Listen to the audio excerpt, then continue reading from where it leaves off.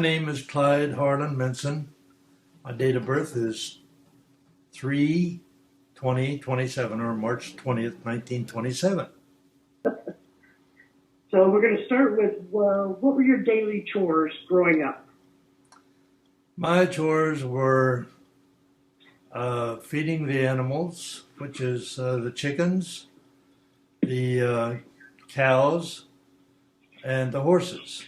Now, the cattle that we raised, I didn't help feed that much by myself. It was always with my dad. Those are about the only, well, of course, I had to milk too. What about pigs? I had to slop the pigs after rather a bad term there, I guess, but that's what we called it.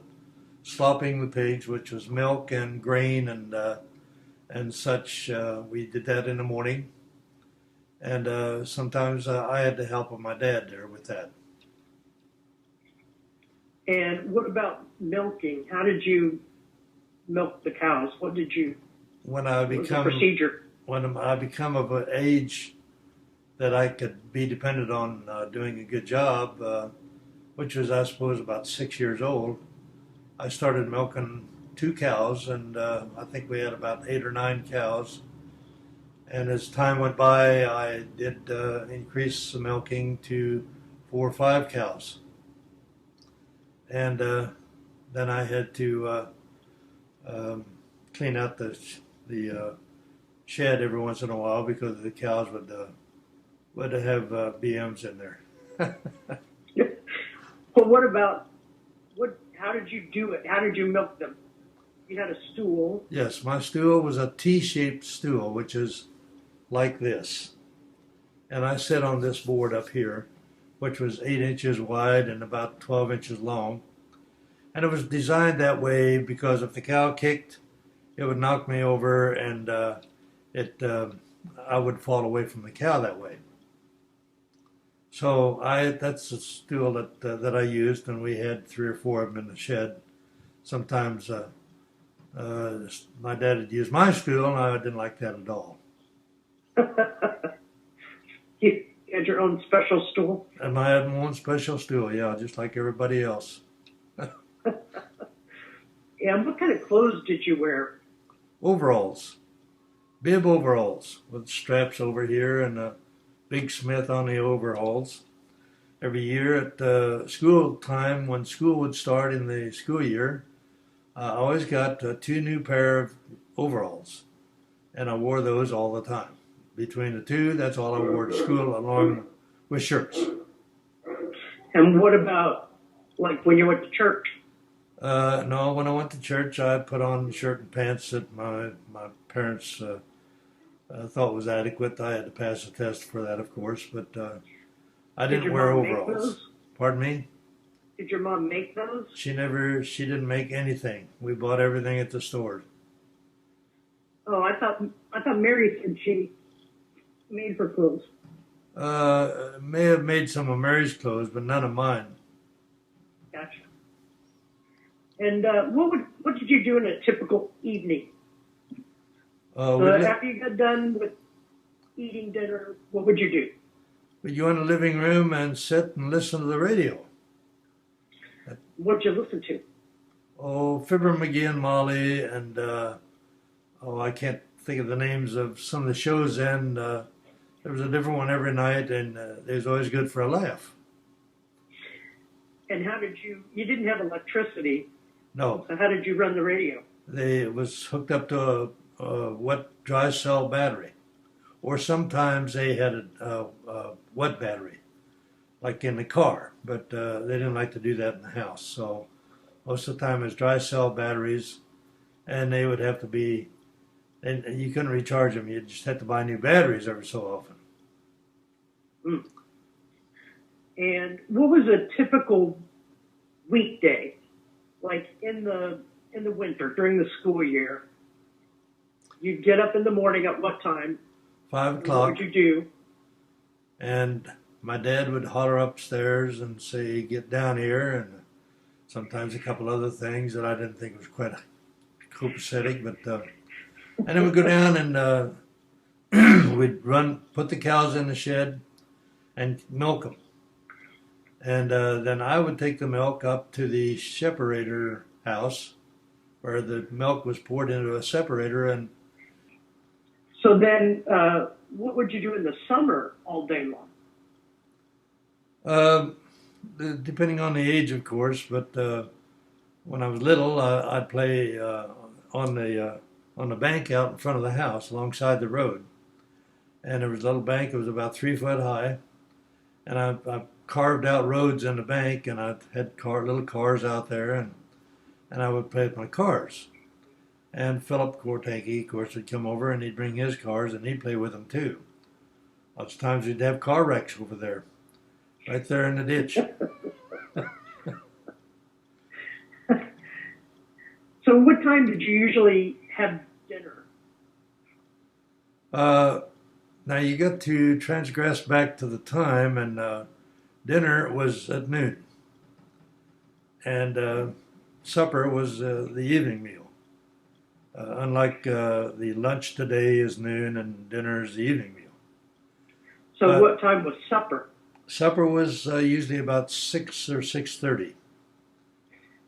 Because if we had supper much earlier, then we'd have to be sitting around, and we wouldn't have good stuff on the radio then. So maybe we'd sit out on the porch and watch the birds. So that's what, like in the summer when it's like till 9 o'clock. Yes. You go sit outside. Yes. In the screen porch, because flies and everything would be too bad. So what about the going to Kansas City? Did you ever? When was the first time you went to the big city, if you will? Well, of course, the biggest city was Hiawatha, and then the next biggest was St. Joe, which was 25 miles away. I remember never going to St. Joe with Florence Cortanke, who was Philip's dad, because they raised greyhound dogs, and he would go over there once a week with a trailer behind his car and go to the Wonder Bread Company and pick up day-old bread, and they'd have that trailer full of bread and rolls and pies and stuff, and bring it home, and he'd use that for feeding his dogs. He had about 40 greyhound dogs. Excuse me. And that was St. Joe. And when we did ever get a chance to go, it was riding with either Florence or sometimes, rare occasions, going with my dad. What about Kansas City? The first time I went to Kansas City was after I was married. And I think that was when... no, not after you were married. Yes, that's the first time I ever went to Kansas City. And that was when I took Scott, or Della and I took Scott to the doctor because he had allergies, tremendous allergies, couldn't hardly breathe. And so that's the place we took him to a doctor. Where was Scott born? Scott was born in, let's see, Highland, Kansas. Huh. And you never, even in the military, when you were in the Navy, you never went to Kansas City? Oh, yes, he did. No, you. But... Dad, you. No, of course, when I got out of the Navy, was when I could go on my own then. That was later. Hold on. When you went in the Navy, how did you... Excuse me. Yes. How did you get where you were going? Did you fly? I got my first car when I was 13 years old, I think. So when you went in the Navy, you had to go somewhere. Went to Great Lakes Naval Training Station. How did you get there? Went by train with about 30 other guys. Where did you get on the train? In St. Joe. Sorry about that. So, so you never went to Kansas City?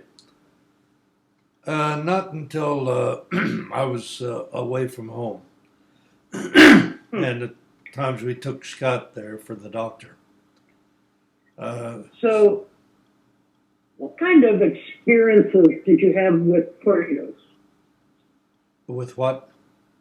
Tornadoes. Uh, well, we watched a lot of them. The worst one was when we spotted a tornado about a mile and a half or 2 miles west of us, and it had touched down.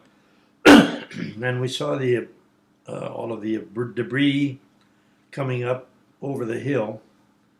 There was a house about a quarter of a mile west of us, and we could see that it was probably going to hit that house. We were sitting out on the screen porch, so we didn't have a good basement. So we'd run across the street to Court Yankees. They had a cave that went under the ground. My dad said, "Boys, if you can't get any place from a tornado, get to the lowest place possible." And of course, we had to run across the road to get over to Court Yankees, and obviously, I couldn't run as fast as the others. So I dropped in the ditch, and I laid down there, thinking the tornado was going to go over me. My dad turned around and saw me and came back and picked me up and carried me, and we went into the cave. And just before the tornado got to our place, it started to raise up, like, the good Lord was protecting us. So I was never in a tornado per se, but I saw a lot of them. Yeah, I bet. All right, so we're going to cut for now Okay, and come back with part two later. that'll be fine. That'll be fine. I'll still be right here in my little old apartment. Okay.